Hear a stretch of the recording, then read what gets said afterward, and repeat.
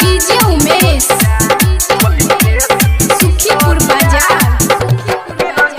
presented by Master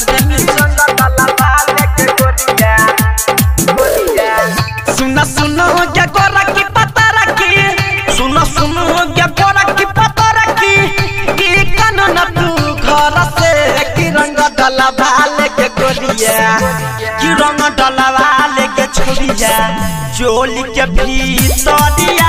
कि रंग डाला भाले के छोड़िया चोली के भीतरिया कि रंग डाला भाले के छोड़िया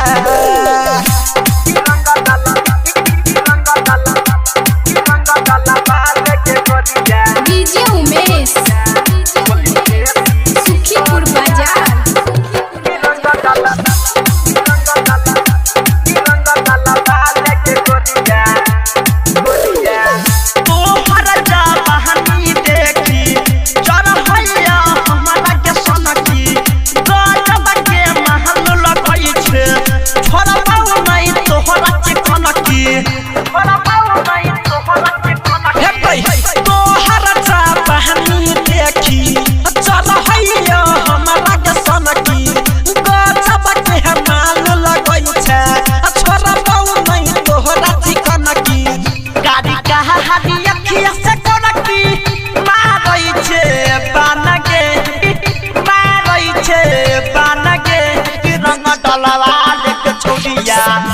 कि रंग लगा बाल के छोड़िया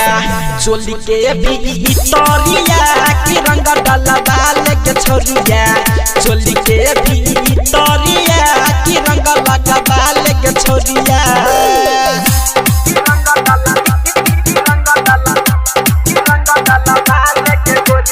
डीजे उमेश सुखीपुर बाजार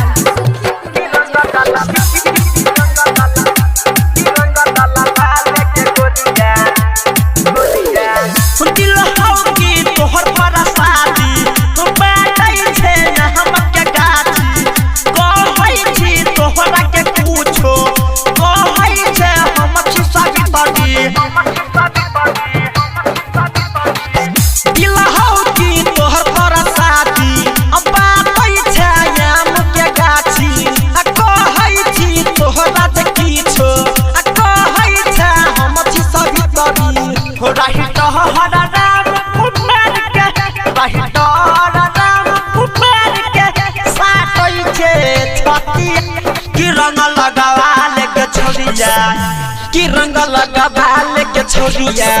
चोली के भीतरिया कि रंग डाला